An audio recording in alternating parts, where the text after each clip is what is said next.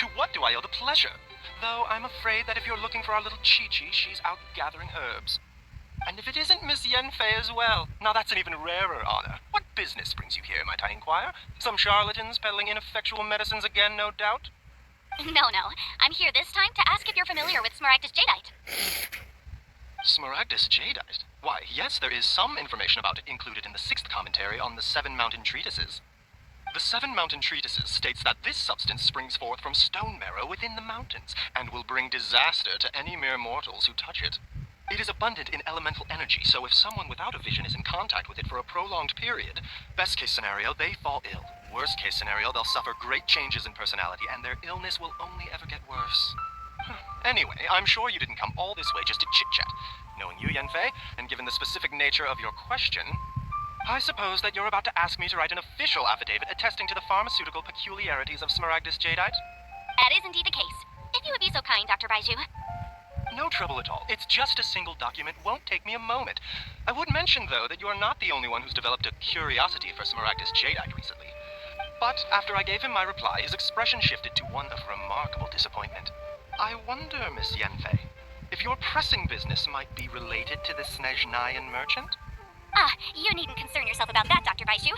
Thank you for penning us that document. I'll make sure to compensate you in due course. You're too kind. Take care now.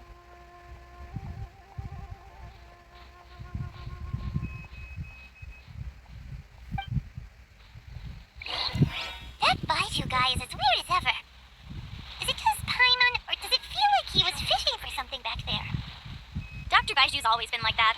Well, we have the evidence we need. Let's go find Mr. Crossell. Take care now, everyone. Miss Yanfei, have you finished your investigation? I trust you will now be in a position to assess the compensation due. Yes, my investigation is indeed concluded. I can now provide a final figure for the amount payable. Wonderful. Well then, please, could you do the honors, Miss Yanfei? Of course. According to the stipulations of the contract, Mr. Crossell, you must pay Mr. Chow 10 times the original transaction price in Mora. Sure. Wait, what? Me pay her? Surely there's been some kind of mistake, Miss Yanfei. Not at all. According to my investigations and the material evidence that we've gathered, the substance claimed to be Smaragdus jadeite that was inlaid within the Smaragdus jadeite twin phoenix pins that you rented out to Mr. Chow was, in fact, Smaragdus nephrite. Now, the contract states very clearly that 10 times the price shall be paid should the article not be genuine. Accordingly, you are liable for this sum, which is payable to Mr. Chow in Mora. Material evidence? What material evidence? Why, Miss Yanfei, you cannot frame me like this. I spent a huge sum to obtain that Smaragdus jadeite, and yet you claim that the ore inlaid on the hairpins is somehow fake? I demand to see your evidence. Indeed. Only a testimony from an expert witness involved in the processing of the ore can serve as an authoritative assessment of whether it is genuine. Traveler, please produce the evidence in question. If we want to determine whether the ore is genuine, we need to start with evidence from the Jade Mystery. Clearly, you still have a few things to learn about this aspect of legal proceedings. This is a processing record from the Jade Mystery, along with stone samples and an affidavit signed by the business owner, Chateau. Seriously? Even the boss there couldn't differentiate between Smaragdus jadeite and Smaragdus nephrite. How does this prove anything? In any case, Smaragdus nephrite is the outer layer of Smaragdus jadeite. So I had him cut away the nephrite, he returned the valuable jadeite core to me, and some nephrite samples remain in the store. What am I... That's an unsubstantiated belief. Well, your claim that my ore is fake is just as unsubstantiated. And we are here to talk about evidence, aren't we? Ugh. Looks like our first piece of evidence didn't convince him at all. Seems like he came prepared. What should we do next? Hard evidence, something legally binding. We have just the thing. Show him, Traveler. This document proves that my hairpins are the real deal, doesn't it? This is the Ministry's seal, after all. It shows that the ore inlaid on the pins is indeed Smaragdus jadeite. Our second piece of evidence didn't work either. And this guy's getting more belligerent by the second. You know, you could be right. Perhaps the hairpins are the real deal after all. Of course I'm right. All the evidence shown supports my story. Well, hang on a moment now, because I do recall one final piece of evidence that we haven't revealed yet. Traveler, would you do the honors? This shall serve as decisive proof of our case. What's this? Smaragdus jadeite springs forth from stone marrow within the mountains and will bring disaster to any mere mortals who touch it. Sustained contact with Smaragdus jadeite over a prolonged period will, in less serious cases, cause a mild malady, while in serious cases, the patient may suffer a dramatic change of personality and fall seriously ill. Mr. Crossell, were you aware of these peculiar properties of Smaragdus jadeite? I had no idea. No idea, you say? I had guessed as much. But for you to have rented out such a dangerous item, I'm afraid that this falls outside the scope of my work, but within that of the Ministry of Civil Affairs. However, I'm sure that the Ministry will be relatively lenient considering that, as you say, you were... Don't worry, Mr. Crossell. I will make sure that all the evidence presented here will be handed over to the Ministry. I trust that you'll give them your full cooperation in their investigations. What? Wait! I knew. Oh, so you knew? Oh, dear, Mr. Crossell. But if you knew of Smaragdus Jadeite's dangerous properties beforehand, why would you... Huh? No, The hairpins aren't actually... Aren't actually inlaid with genuine Smaragdus Jadeite? Is that what you were about to say?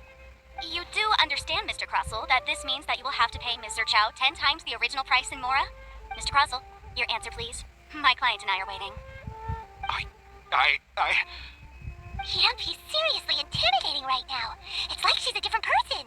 I admit it. I confess. The ore I had inlaid on those hairpins was Smaragdus nephrite. But I'm a victim in all of this, too. I invested a great deal of time and money into acquiring that small amount of Smaragdus Jadeite in the hopes of turning it into a piece of jewelry that would fetch a fine price. But after receiving it and carrying it around for a few days, I started to feel extreme discomfort. I couldn't sleep a wink or eat a single bite. I was in a constant state of agitation, too. I went to Boo Boo Pharmacy to get myself checked out, only to discover that this sort of stone cannot be worn as jewelry. But how could I let all that money go to waste? That's why I had another pair of hairpins made from Smaragdus nephrite, which is almost indistinguishable from Smaragdus Jadeite. I kept the real Smaragdus Jadeite in a specially made box. I daren't touch it again. I was worried that someone would see through it, which is why I only dared to rent them out, not sell them. And then to top it all off, Chichao lost the hairpins after I rented them out to her. Exactly. If they weren't the real deal, why'd you make her pay so much? I didn't want to either, but when I purchased that Smaragdus Jadeite, some of my business partners found out. I knew they'd be watching closely to see how much I could make off it. If word got out that I sold a pair of fake hairpins, then my days in this line of business would be over. All right, let's cut the appeals phase right there. I fail to see what bearing any of this has on your transaction with my client. According to the contract, you must pay Mr. Chow 10 times the original price in Mora, and that is... Ten times? Crossell looks like he could faint any second. As for me, according to my contract with Mr. Chow, 20% of that sum will go to me. 20%? That's as much as I spent on that Smaragdus Jadeite. There's no need. It's fine. You don't have to pay me that much, Mora. Even if the Smaragdus Jadeite on those hairpins was fake, I still bear responsibility for losing them. Legally or not, I think I owe some compensation for that. Mr. Chow, you... However, Mr. Crossell, since you have no use for that chunk of Smaragdus Jadeite, why don't you give it to me instead? I'll consider us even. What? But all right then. This cursed rock's brought me enough grief as it is. Miss Yanfei, I'll turn the Smaragdus Jadeite over to you. I trust that it will suffice as remuneration? Well, that's not quite how the rules say this should go. But whatever, it'll do. Thanks so much for your help this time, Miss Yanfei. When you have the time, I'll be sure to visit and express my thanks more appropriately. Oh, come on. No need to stand on ceremony. Now, if I may confirm this again, Mr. Chow, have you and Mr. Crossell come to an understanding? Well, yes, I believe we have. Well then, that's good. Mr. Crossell, it seems that my client has no further claims against you. Is that so? That's good. That's good. Actually, Mr. Crossell, I'd like to talk business for a second if I may. I could see from the hairpins you produce that you're very skilled in jewelry design. My family, on the other hand, works in the ore business, and we have a fair stock of fine ores. If we could join forces, your jewelry designs and our choice ores, I think we could do some fine business between us. Let me think for a moment. Well, that's that. And we've got the Smaragdus Jadeite that Granny wants too. All's well that ends well, eh? Exactly.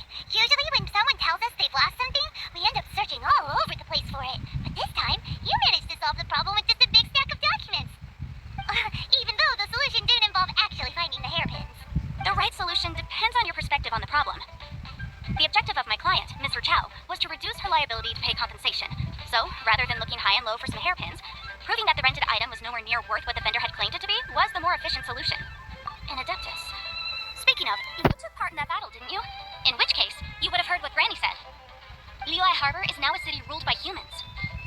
The title of adeptus means precious little to me compared to my job as a legal advisor. In any case, don't you think that the Liyue Harbor of today needs legal consultancy far more than it needs adaptal powers? Paimon can think of someone who would definitely disagree with your reasoning. Well, since we got what we came for, it's time to pay Granny a visit. I bet she's been on tenterhooks for a while now. Oh, Ah, you've returned. How did it go? Were you able to find the Smaragdus Jadeite? Good, good. Then we have all the materials we need. Well, if we're all set, Granny, I'll get going now. Got a ton of clients waiting for me back at the office. Oh, you. All right then. Go see to your business. Granny should be able to handle the rest. I'm off then. Bye! Oh, yes, Traveler. Make sure you don't lose the business card I gave you. I've been looking into the laws of other nations as well. If you should ever bump into any trouble with the law, come find me directly. Regulars get discounts, too. Come now, child. Are you leaving or are you not? If you have no wish to leave, perhaps you'd like to help me clean my teapot. I'm leaving! I'm leaving! That child. Goodness knows where she learned to be so rambunctious. Her father was hardly so riotous or fond of talking nonsense back in the day when he stood beside Rex Lapis. Indeed she is. Liyue has changed, and the Adepti must also learn to change. Yanfei might be overly garrulous, but she is also the most intimately acquainted with the city among us all. Liyue is not the same place I once knew. All right then, let us speak of this no more. Back on topic. I believe that I still owe you a little gift. Oh, Paimon's so excited! How's it made? It is but a single teapot. It shan't take long at all. Just wait here for a moment. Oh, there we go. This Serenity pot is all yours now. Hold it firmly. If you were to drop it, oh goodness, who knows what might happen. Take these blueprints with you as well. You'll need them if you wish to make your teapot a little more lively inside. Wait a minute, Granny! How exactly are we supposed to use this teapot? Oh, you needn't worry about that. I've already arranged for a certain little helper to await you within this teapot. She will explain everything you need to know about it.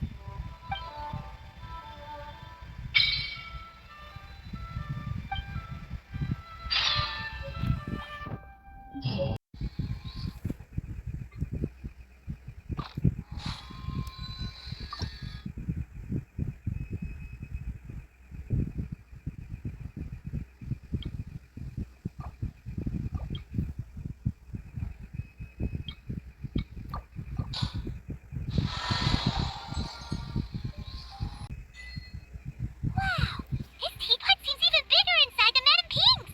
There's even a great big house in the middle, too! Huh, but there's just a whole load of nothing around it. Paimon can't do that! Well, you're the one with the sword anyway, you do it! Still, why is it so empty here apart from that house? Oh, wait a second, what is that?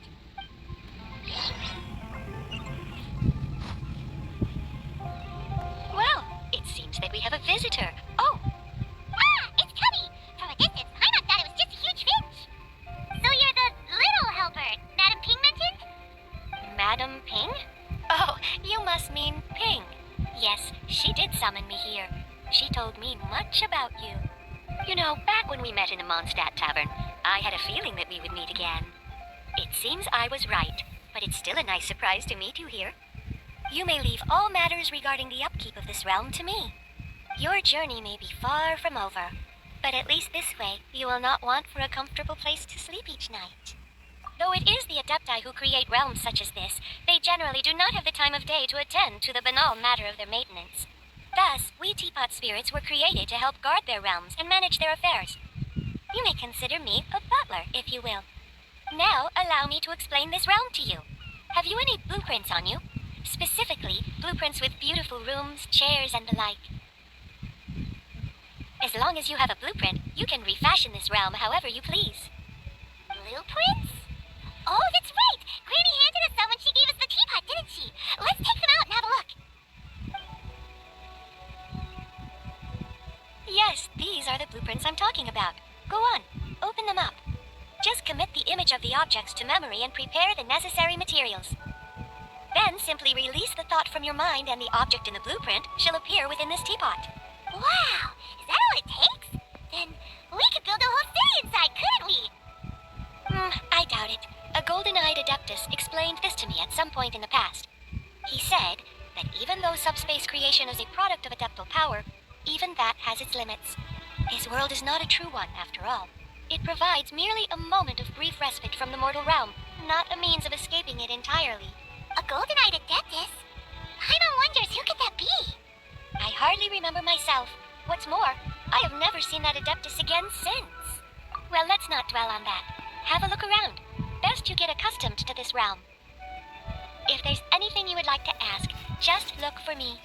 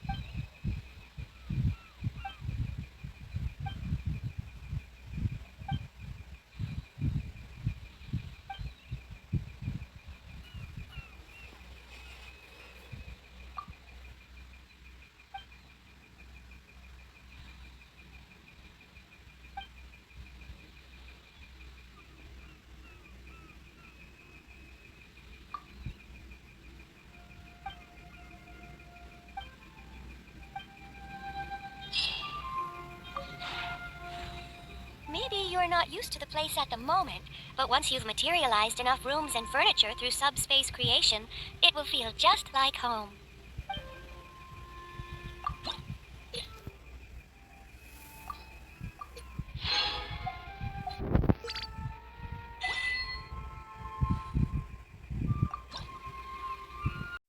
Well, hello. I didn't expect to see you again so soon. Oh, I feel quite at home already. Although, I feel that at home doesn't express my feelings in their entirety. Surprised is more how I describe the feeling I had when I first set eyes on this place. Exactly that. It's more beautiful than I imagined. It's been a while since I moved here, though, so the initial sense of surprise has mostly worn off. Now, this place feels comfortable, like somewhere... Who'd have thought? Well, hello. I didn't expect... You've come to the right person. Speak your mind. I'm more than happy to keep you company. Though it's too bad we don't have anything to wet our whistles with. Well, largely because I like the taste. But I can't deny that I also like how it makes me feel. Goodness, look at you, leaping to conclusions. Do I look like I've been through that much? I'm quite content with my life right now. I have to say, though, that chatting with you is quite intoxicating. Actually, in much the same way that drinking is. So, I suppose, I'm just greedy and want to enjoy both of these pleasures at the same time. What an interesting metaphor. I hadn't looked at it from that angle. Let me think. Your analogy seems largely correct. Save for one small detail. You, of course, are the main ingredient in said cocktail. Well, hello. I didn't expect to see you again so soon. Morning to you, too. Don't forget that I'm always here for you, if you ever need to pour your heart out.